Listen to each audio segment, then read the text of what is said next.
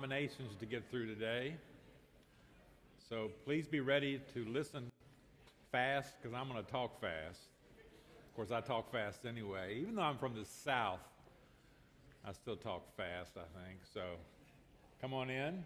This is part 3. You should be getting some notes for part 3. This is week 3 of our study on denominations. How did we get here? How did we get here? And hopefully we can give some light on that. So come on in as we get started here on part 3. In part 1, we looked at the church up till about 1500. That would be the Roman Catholic Church. But we said in 1054, it split between the Eastern Church and the Roman Catholic Church, with the Patriarch of Constantinople really in charge of the Eastern Church, and the Bishop of Rome, the Pope, in charge of the Western Church. And then last week, in number 2, we looked at the Reformation. And that's what I'm talking about here in the introductory matters here. If you've got your notes there, part 3 of our notes, let's begin here. So I mentioned that last time we started looking at the Protestant Reformation, and we began with Martin Luther in 1517. We noted he was a Roman Catholic priest. He wanted to reform the church, but the church was not interested, the Roman Catholic Church was not interested in his reforms. He was particularly interested in the doctrine of justification by faith alone. He discovered that doctrine, saw it in the Bible, that we are justified, declared righteous, we are saved by faith alone, by the instrument of faith alone, and not by works. But the Roman Catholic Church believes faith plus works. In order to be saved, in order to be right with God, faith plus works. Now, we believe that a Christian will work as the fruit of their salvation, but we don't believe that works are required to be justified, to be regenerated. So the Roman Catholic Church rejected Luther's ideas, but his ideas spread throughout Europe, especially in Germany, some parts of Germany, and in Scandinavia. And eventually, in some parts of Germany was not unified at that time. It took almost to the 20th century to be unified. It was just individual states governed by princes or rulers. So in parts of Germany, Lutheranism prevailed, and in Scandinavia, and it became the state religion. There was no separation of church or state, or no thought of separation of church and state.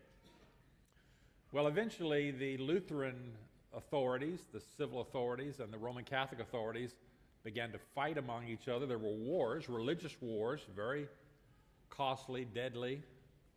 Finally, this ended in 1552 with what's called the Peace of Augsburg, which resulted that Lutheranism was accepted officially in certain parts of Germany, Scandinavia, as the official state religion. So now we have, really in the West, 2 sort of approved denominations, the Lutheranism and the Roman Catholic Church.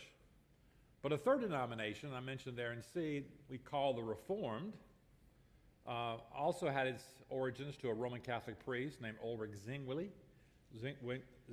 in Zurich, Switzerland. Now, Switzerland at that time was a series, again, of independent states. There is a federal constitution now. Switzerland is unified in a sense, but it's a series of individual cantons, each one individually governed at that time. And Zwingli led a reformation in Zurich, Switzerland. And this reformation spread to other Swiss states like Basel, Bern. But Zwingli died fairly young, and the reformation in Switzerland was taken up and modified and really enhanced by another man, John Calvin, in Geneva. John Calvin came to Geneva, and he was the leader of the Reformation there, and became the leader of the Reform Reformation throughout Switzerland, really. and throughout Europe. So when we hear the word Reformed, we're thinking mainly about John Calvin and his theology, what he taught. I mentioned Calvin was very prolific. He produced a systematic theology called the Institutes that we still read today. People still quote. It's still thought to be very valuable. His theology is called Calvinism, or maybe Reformed theology, Calvinism. And I'll talk a little bit about that later here.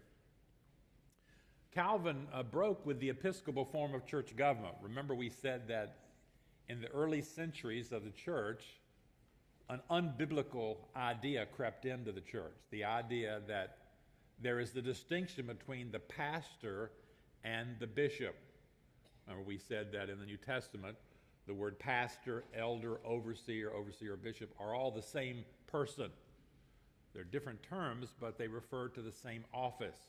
But they separated that and made the bishop higher and in charge of the church. The bishops control the church in the Episcopal form, not the congregation.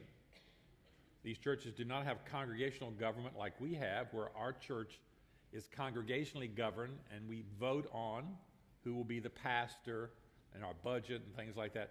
That doesn't happen in the Roman Catholic Church or in the Reformed churches mostly, not in the Lutheran Church too much.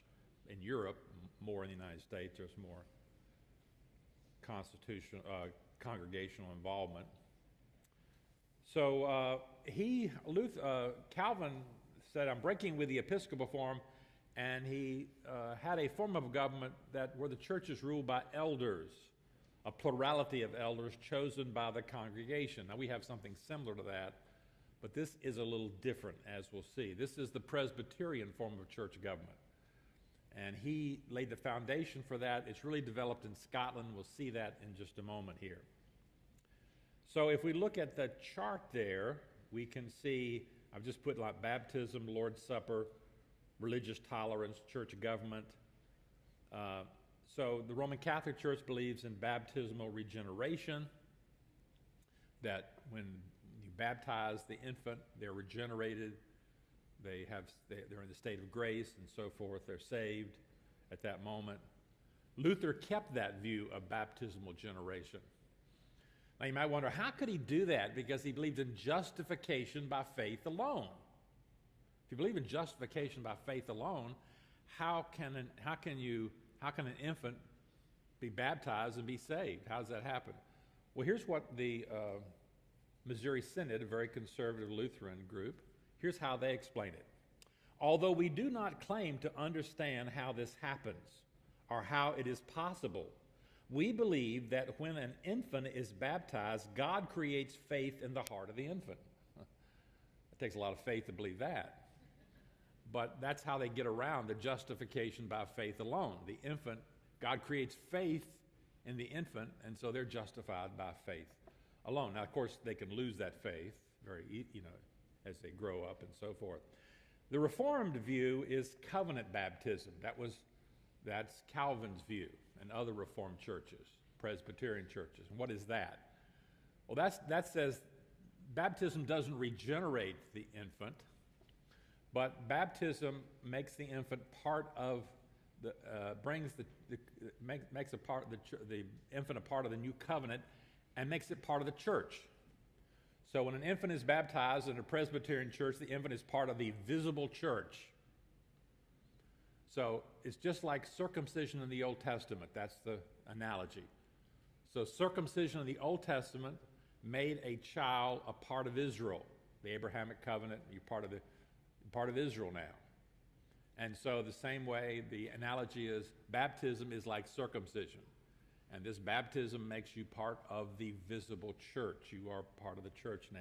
It doesn't regenerate you, but it makes you part of the church, and hopefully you will grow up and be regenerated. So you've got a church that is got people in it who are not regenerated. That's different from what we believe. We believe in regenerated church membership. You must be regenerated. You must profess to be a Christian. You must profess to be regenerated to be a member of our church, regenerate church membership. On the Lord's Supper, Remember, the Roman Catholics believe in transubstantiation. The elements are changed into the body and blood of Christ. Lutherans believe that it's not changed, but Christ is there actually. The Reformed believe, no, it's the spiritual presence of Christ. In these churches in Europe, there was no religious tolerance. It was church-state religions, and we talked about the various forms of government in each of these churches. Now, on that chart there in Figure 1, the printer kind of messed me up there, but I was looking at two lines. 1517, the top line comes off, and that's Lutheranism. You can see how it goes off. And I was trying to put a little blue stuff in there to emphasize it, but the second line at the bottom, circa 1520, it goes off and goes down, and then it's just kind of blanked out. That's supposed to be Reformed there. That's the Reformed church there in 1520. So we've got another denomination. Now, the Reformed church is not officially accepted in Europe, technically, until we get to 1648, but there it is.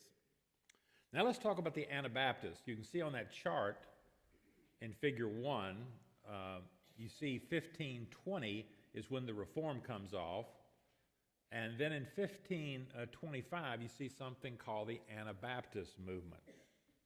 What is that? Well, the Anabaptist, as I say here, means rebaptize or baptize again. And this movement arose in Zwingli's ministry, Ulrich Zwingli in Zurich. Zwingli, when he first began teaching about this, and he departed from the Roman Catholic Church, he was studying the Bible, he talked about that only adults should be baptized. He mentioned that. Only adults should be baptized, and he sort of taught that. And then he went back to infant baptism. Infant baptism is necessary in these church-state things because the child needs to be a part of the church and the state. And to be part of the church, you got to be baptized. The church-state go together. So he reverted back to the Roman Catholic practice, covenant baptism that we talked about. And some people, however, picked up Zwingli's idea that only believers should be baptized. Regenerate, you should be regenerated before you're baptized. Should come to faith. Well, his followers adopted that practice. They came to be known as Anabaptists. That was a prejudicial title. They insisted, they didn't like that name because they said, we're not rebaptizing people, we're just baptizing them the first time. And we say the same thing. We have folks come to our church, they've been baptized as infants, and we baptize them. We're not rebaptizing them technically. We say, you've never really been baptized. That was not scriptural baptism. What we're doing now is really scriptural baptism. So they rejected that title, but that title kind of stuck. They preferred to be called brethren and in their churches. And so when you see churches today that are brethren church, some with the word brethren in it, you can almost be certain that that is an Anabaptist traditional church. Now, this starts with a man named Conrad Grebel, I mentioned there on page 2, number 2. He's regarded as the founder of the movement. He's one of Zwingli's sort of disciples. Grebel and a guy named Felix Manz were having Bible studies, studying the Bible, trying to study these issues out apart from their church, and the authorities said, that's illegal, you shouldn't do that. They refused to baptize their children, infant baptism. Instead, Grebel, as I say, baptized Blaurock, and then he baptized Grebel and others. And that was immediately condemned by the Zurich Council. They declared this adult baptism to be a capital offense, and actually Felix Manz was drowned in January the 5th, 1527. So it was not uncommon for Anabaptists to be drowned or put to death for their beliefs. I mentioned here on page 3 that although these Anabaptists believed in believers' baptism, most practiced effusion, which is pouring rather than immersion. So let's talk about this first. There's two elements that we're concerned about in baptism: the subjects of baptism and the mode of baptism. The subjects and the mode. So the subjects are who can be baptized. And the most important truth about baptism is that only believers can be baptized, regenerate, people who have been regenerated, not infants. So when a person rejects infant baptism and comes to believe in regenerate baptism, those who profess faith, believers' baptism, that's a big step, and that's the most important step. Now, it's also true that the mode's important. Immersion is the correct mode. The word baptizo means to immerse. But the most important is that is the believer's part there. And they got that right, but they didn't actually get to immersion. Most of them didn't. They insisted on separation of church and state, which was a good thing. But they were pacifists. They refused to swear oaths. They opposed Calvinism. So they didn't like the doctrines of Calvinism, the sovereignty of God, predestination. They believed the death of Christ removed the guilt of original sin for all people, and genuine believers could fall from grace and lose their salvation and be eternally condemned. Now, their theology is very similar to what later is called Arminianism. Arminianism, quite similar. That goes back to a man by the name of Jacob Arminius. Now, I'm going to talk about Arminianism in just a moment, but that's the kind of teaching. You can lose your salvation. Some of these things are called Arminian, and I'll explain that in just a moment. Well, these Anabaptists spread throughout Switzerland, southern Germany, and so forth. It's the beginning of what's called the Free Church movement, because it's separation of church and state. We're part of the Free Church movement here at our church in that sense. Some of this stuff got out of hand. In 1534, a group of fanatical Anabaptists in Munster attempted to set up a theocracy by force. They adopted polygamy. They forced distribution of wealth. They slaughtered their opponents. They did some pretty bad things, unfortunately. And episodes like this caused Anabaptists to be persecuted throughout Europe. Luther persecuted them. Lutherans did, and the Catholics did, because some of these radical things. The Anabaptist movement, as I say here, was rescued by a man by the name of Menno Simons. Menno Simons. He was a former Catholic priest who got converted to the Anabaptist faith, and he rehabilitated the movement. He and his followers are called Mennonites. You've probably heard of the Mennonites. And he established congregations in the Netherlands and northern Germany and so forth. This is an evangelical Anabaptism that he brought forth. So in Mennonite churches and Amish churches trace their lineage back to Menno Simons. There was a break-off from the Mennonite churches by a man by the name of Jacob Amann, 1693. He split off with a more stricter sect, and that's called the Amish. So the Amish and the Mennonites are related. They both go back to Menno Simons, but the Amish are much more stricter sect of Anabaptists. I say here large groups of Mennonites and Amish immigrated to Pennsylvania in the 17th, 18th centuries, and they moved west to Ohio and Indiana and places like that. Now, the question is, what's the relationship between Baptist and Anabaptist? Well, there's no direct linkage between them and earlier Baptists. I personally, I'm no historian, but most Baptist historians do not believe that we should trace Baptists directly to Anabaptists. They shared some beliefs, but as we'll see, Baptists have a different origin. Sometimes they're called cousins. They're our spiritual cousins, is the term that's used. All right, so let's talk about the Anglican Church. We have the Lutheran Church, we have the Reformed group, Reformed churches. Now the Anglican. The Anglican is the name for the Reformation in England. It was established politically, under the monarchy. Its beliefs are reflected in the doctrinal statement of the Anglican Church today, called the 39 Articles. And I say it's a masterpiece of doctrinal ambiguity. And I'll explain that in a moment, why that's so. Well, let me say here that in the Church of England, you have people who are kind of high church. They're almost like Roman Catholics. And then you have people who are very evangelical. A man like J.I. Packer, who died in 2020, you may know him. A very fine, excellent writer. We have some of his books in our ministry center. J.I. Packer was an Anglican, but he was an evangelical Anglican.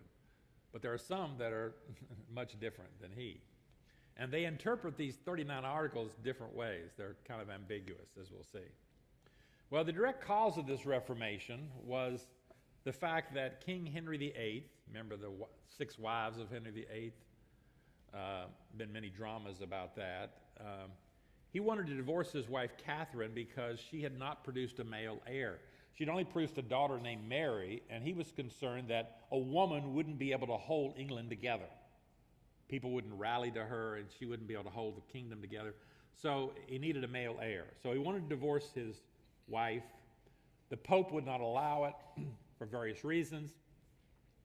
But there was a man named Thomas Cranmer, who was a lecturer at Cambridge, and he came up with an idea that, and he said, and put it forward to Henry that, you know, you married your brother, and so there's a sense in which you married your brother's wife when he married Catherine. His brother had died, and he'd married his brother's wife.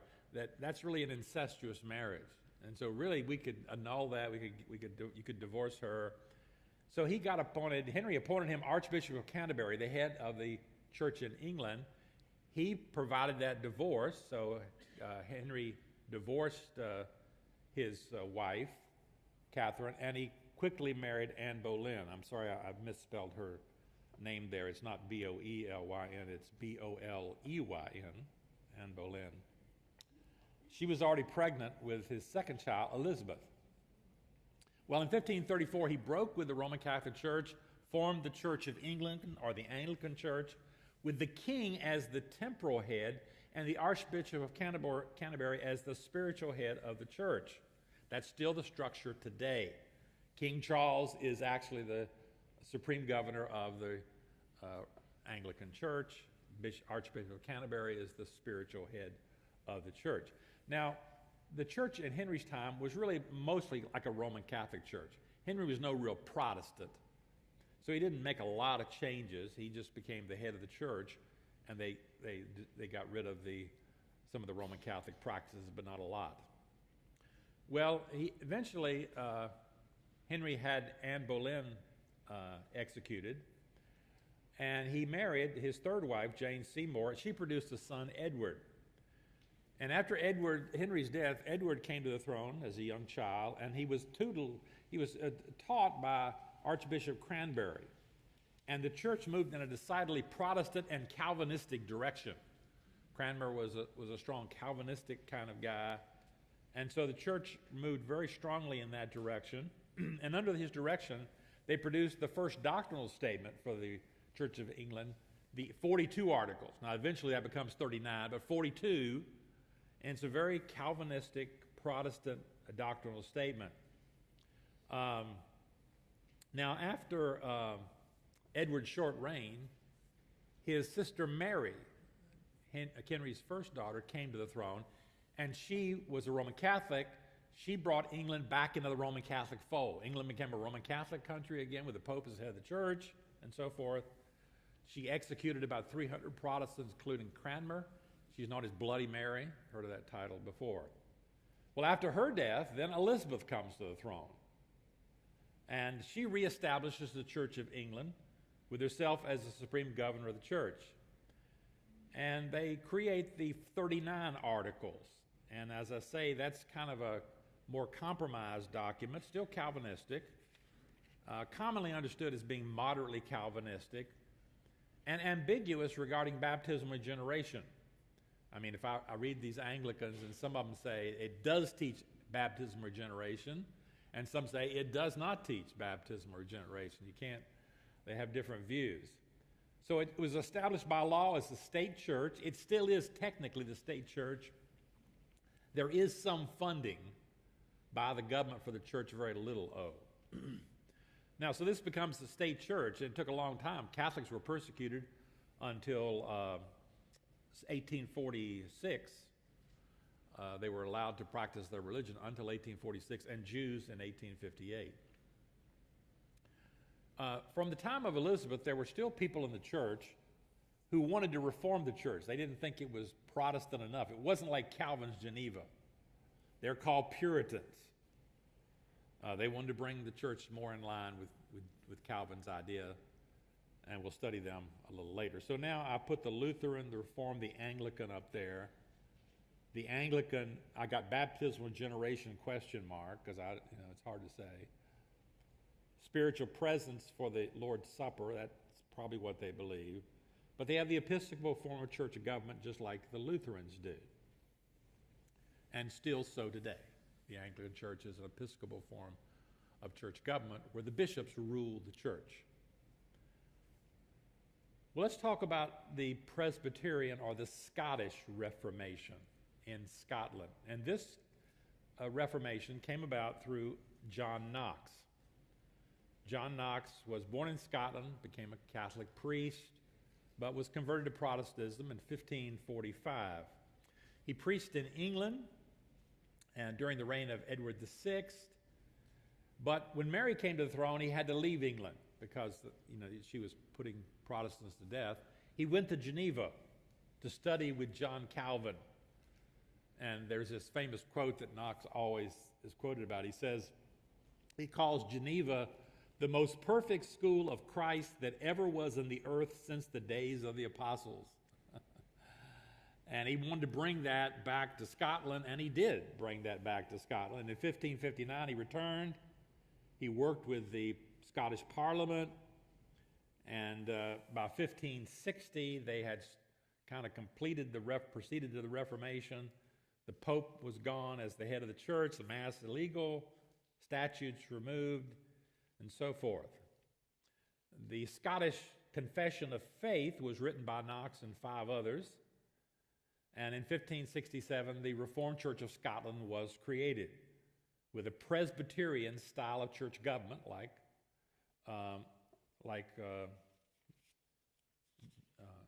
John Calvin proposed. And this was legally recognized by Parliament. The Church of Scotland is still in existence today. Now, it's a very liberal church today, extremely liberal, and I'll talk about what all that means next time.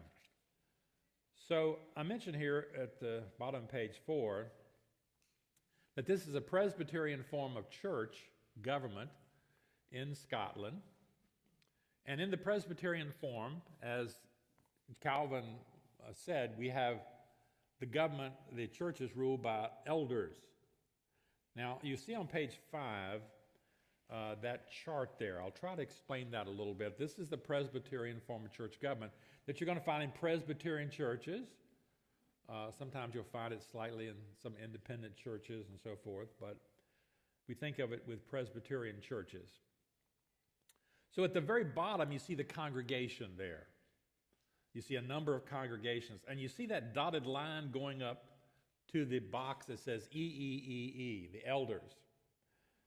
So the church is governed by these elders. Now these elders, some of them are picked by the congregation exclusively. They're called ruling elders. So in the Presbyterian church, you have ruling elders and teaching elders. And the congregation picks generally these ruling elders. They're generally men in the church who are spiritual men, but they don't necessarily have any seminary education. They're not ordained men. But then for the pastors of the church, they come from the presbytery. So if you see that presbytery above, that's over several churches. So there is a presbytery that's made up of ordained men. People have gone to seminary, they've been ordained into the Presbyterian church, they accept the confession of faith of that Presbyterian church, and the church gets its pastor from one of those from the presbytery. They can't just choose anybody. They got to choose somebody from the presbytery, somebody who's qualified, ordained, accepted by the presbytery. And he, along with the ruling elders, make up the elders of the church, the ruling elders and the teaching elders, maybe one or multiple teaching elders. But above the presbytery, there's a general assembly. So there's government above that determines the constitution or rules. So the church is not an autonomous church. Now, it has more autonomy than an Episcopal church does, but it's not like our church. It's not like Baptist churches that are autonomous. There is a hierarchy above the local church level here. All right, let's look at that chart on number 3. And again, I'm sorry, the printer kind of got me there again, but I've got the Anglican there in blue that we talked about. I got the Anabaptist in blue at the bottom, but that 1560 line that comes off this blue, it should be Presbyterian there. So we've talked about the Anglican now, the Anabaptist, and the Presbyterian. All right, now we're looking at page 6, Roman numeral 3, Post-Reformation Growing Pains, European Religious Wars. There's we said earlier there were conflicts between the Lutherans and Catholics. That ended in the Peace of Augsburg in 1552. But Protestantism spread throughout Europe, including France, Netherlands, the Huguenots. You can look at figure 4 there. You can see that orange on page 6. You see it's up there in Scotland, that orange, the Presbyterian, the Reformed. It's throughout Germany, some, particularly in France. There were a lot of Protestants in France called the Huguenots. I'm not going to talk about them much. Unfortunately, they were almost completely wiped out, like genocide. The rulers of France ultimately just murdered and killed. Many of them had to leave. Many of them just left for other countries, came to America, came to other countries, but they just sort of wiped out Protestantism. There's some there in France, but wiped out. Well, this fighting, number 2 here, finally ended in 1648 with the Peace of Westphalia. And now Roman Catholics were, approved, Lutherans were approved, Reforms approved. Now England, of course, has its own Anglican church, but the Treaty of Westphalia sort of marked the end of the religious wars. You don't really have that kind of thing too much going on after 1648. And you can see there in figure 5 on page 7, the religious settlement there. If you look at the top, you see the blue, that's Germany, some of Germany, Scandinavia, that's the Lutheran. The orange, like in Scotland and Switzerland, the Netherlands, that's really the Reformed. The kind of purple, that's the Roman Catholic. That green at the bottom is the Muslim, because Islam had conquered North Africa, and so forth. Let's talk a little bit about Arminianism here. I say here B, Arminianism is a theological viewpoint often contrasted with Calvinism. It comes from a man named Jacob Arminius. He was a Dutch pastor and theologian at the University of Leiden. The university was founded to promote the theology of John Calvin, Calvinism. But Jacob Arminius disagreed completely with that theology, even though he taught at Leiden. And he rejected the doctrines of Calvinism, especially predestination. He won a lot of followers. After his death, they were called the Remonstrants there in number 2, and they issued a statement, I believe, called the Remonstrants. They're called the Remonstrants, TS there.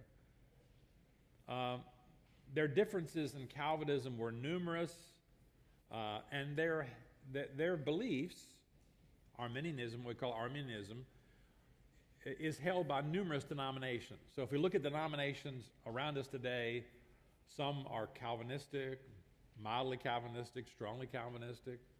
Some are mildly Arminian, some are strongly Arminian. They kind of divide along those groups. So what is Arminian theology? Page 8 here. I mentioned 3 points here that differentiates Arminian theology from Calvinistic theology. One is total depravity.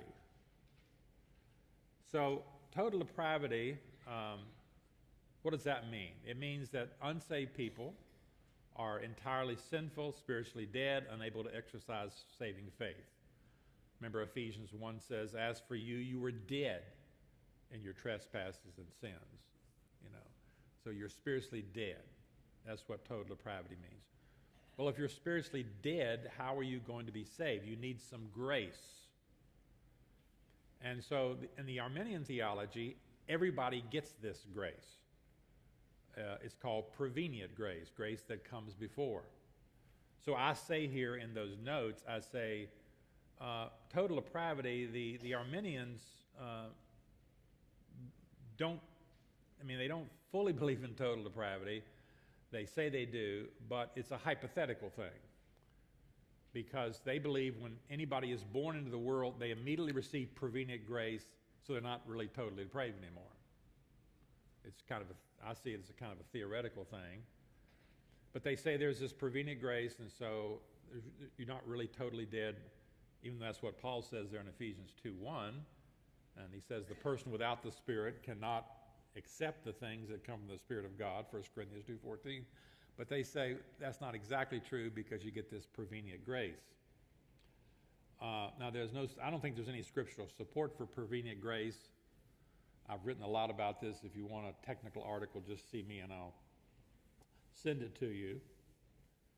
So Arminian churches do not hold to total depravity as we would. They would see that people are not really totally dead. They can accept Christ. They have grace to do that, to take that first step. We believe total depravity. You see that MPL there. MPL stands for Master Plan for Life. If you've taken that course, you should take it. It's offered next fall. You should take that course. You must take that course. Can I say that? You must take that course? Okay. You should take that course. But what does that say? It says humans are completely unable to lift themselves out of their fallen condition. Just a dead person lying in a tomb is unable to contribute anything to his resurrection. So people who are dead in sin are utterly unable to have saving faith apart from the work of the Holy Spirit.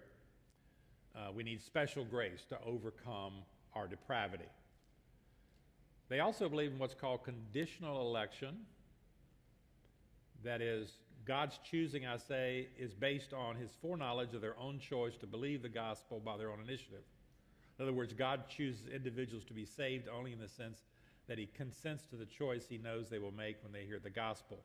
God can only choose or elect those who desire to choose him, and God must choose individuals who choose him. Thus, it is only the human individual who does any choosing, not God. Now remember, the Bible talks about God choosing or God electing. 2 weeks ago, Pastor Ken preached a sermon from 1 Thessalonians chapter 1, and there it says in verse 4, "For we know, brothers and sisters, loved by God, that he has chosen you." Okay, there it is. God's doing some choosing. But in Arminian theology, God doesn't really do any choosing. We choose him, and then he says, okay, I'll take you. And if we don't take him, he doesn't take us. But we believe in unconditional election. The Master Plan for Life says it's been shown that since by nature we are all spiritually dead, God must give spiritual life if we're to be saved. God could have chosen to do one of three things with spiritually dead sinners: save none, save all, save some. The Bible is clear that God gives life to some, but not all sinners. How did God choose those to whom he would give life? On what basis? The Bible teaches that God chose to give us life on the basis of his own purpose and pleasure. God sovereignly chose, elected those to whom he would give life. This further demonstrates that our salvation is all of God's grace, since apart from his gracious choice, none would be saved. Finally, they believe in conditional perseverance. Perseverance simply means that a true believer will persevere in their faith. They will continue in faith. They won't lose their salvation. In conditional perseverance, you can lose your salvation. So churches that have Arminian theology believe you can lose it, like many Holiness, many Pentecostal, Free Will Baptist. We believe in the perseverance of the saints. I'll just shorten that and say we believe in eternal security. We believe that if you're born again, you cannot lose your salvation. Arminian theology says, yes, you can. Let's talk about page 9 here, the Puritans and the Baptists in England, quickly here. Well, I want to talk about this because this is where we get the Baptist coming to us. Puritanism was a movement that I said that rose during the reign of Elizabeth, people who wanted to purify the Church of England. These were people affected by Geneva and Calvin and so forth. They agreed in opposing the Episcopal form of church government. They said that's wrong, these are bishops ruling the church. They disagreed about exactly what form you should have. Should you have Presbyterian form, maybe Congregational form? So there's three types of Puritans. There's Presbyterians A, and then there's Congregationals, and those are usually divided into Separatists and Independents. Let's talk about the Presbyterians. The Presbyterian Puritans were the dominant group in England, and they rose to prominence. They rose to power. They controlled Parliament in 1640. They eventually executed the king. Charles I, they put him to death. They established a Presbyterian form of church government. This is Oliver Cromwell. You remember when he conquered England, all of England and Ireland and so forth. These Puritans set up a Puritan form of church government, Presbyterian. They produced something called the Westminster Confession of Faith in 1646, which is a statement of, Reformed Presbyterian beliefs. So if you're in a Presbyterian church, most likely their statement of faith is the Westminster Confession of Faith. It's kind of universal among all Presbyterians and some Reformed, but mostly Presbyterians.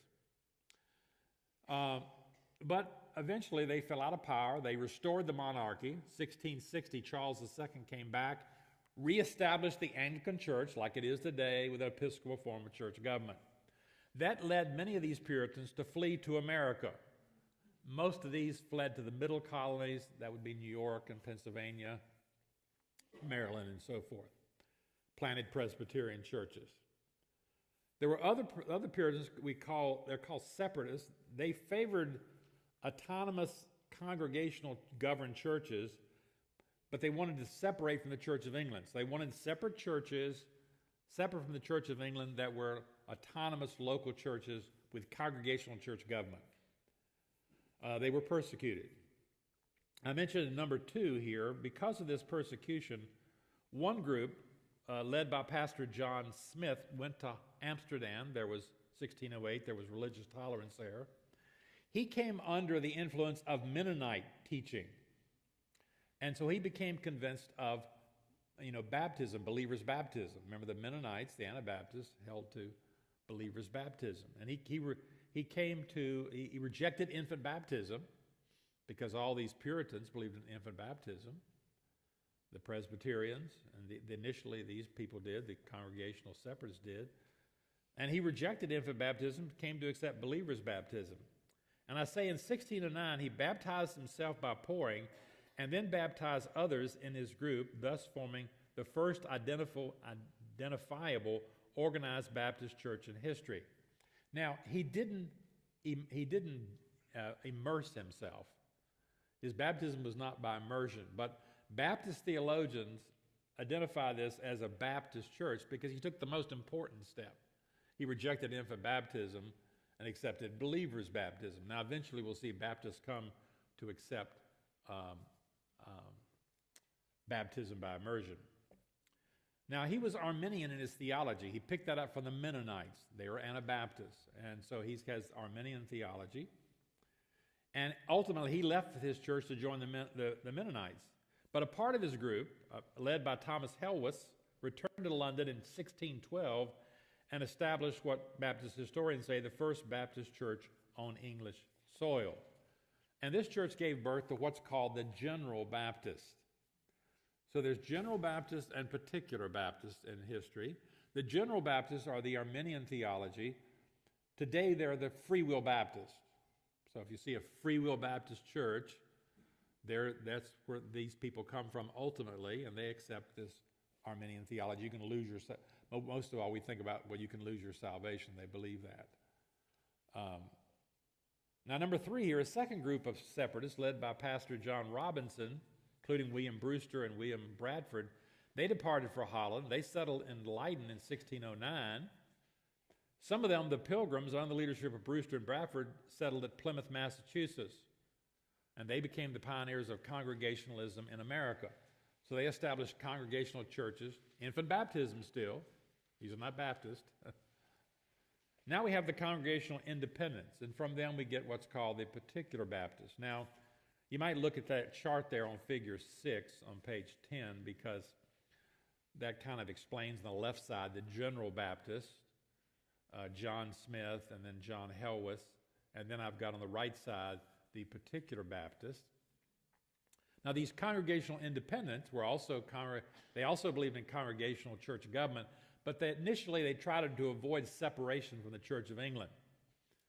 Under the leadership of a man named Henry Jacob, they established the first congregational church in London in 1616. So they established what's called a congregational church in 1616. That's considered the first. That still believe in infant baptism. Remember, I said these congregational churches come to Massachusetts. We still have congregational churches today. This is considered the first congregational churches. So modern congregational stem from this beginning.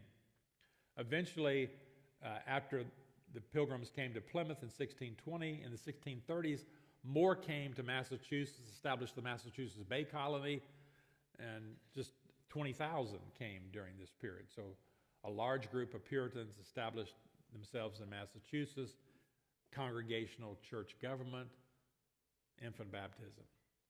In 1638, number 2, I mentioned that a group split from Jacob's church under the direction of John Spilsbury. They came to the position that believers' baptism was scriptural. They rejected infant baptism. And by 1641, they had become convinced that only immersion was the proper mode of baptism. So they're known as particular Baptists. They're theologically Calvinistic. 7 churches joined together in 1644 to produce the London Baptist Confession. This is the first Baptist confession to announce that immersion is the proper mode of baptism. Now, eventually, this mode of baptism by immersion spreads to all Baptist churches, to those general Baptists. Everybody sees that about this. They say, okay, yeah, that's what the Bible teaches. It's immersion. They first got a hold of believers' baptism. They got a hold of they got a hold of that, and then it took them a while to see, okay, the Bible also teaches immersion. They got hold of that truth. So they came out with the London Baptist Confession. But in 1689, 100 English and Welsh churches produced the Second London Baptist Confession, which is a modification of the Westminster Confession of Faith. So here's what happened. So these Baptists produced the London Baptist Confession. It's a Calvinistic confession of faith. But the Westminster Confession of Faith came out in 1646, and it's a tremendous document. It's theologically. And the Baptists saw that in 1689. They said, okay, we're gonna take that Westminster Confession of Faith and modify it to reflect Baptist views about baptism and church government, and they did. So you'll hear, if you study, you'll hear a lot about the Second London Baptist Confession, and you can find Baptist churches around that say our confession of faith is the London Baptist Confession, the Second London Baptist Confession of Faith. These particular Baptists were the group that really brought the Baptist faith to America and really spread it. And most Baptist churches in America, except for like Free Will Baptist, are really come from that particular Baptist. Well, I wanted to talk about Methodism, but I see I didn't talk fast enough, so I'll stop there. And we'll see you next time, Lord willing. Thank you.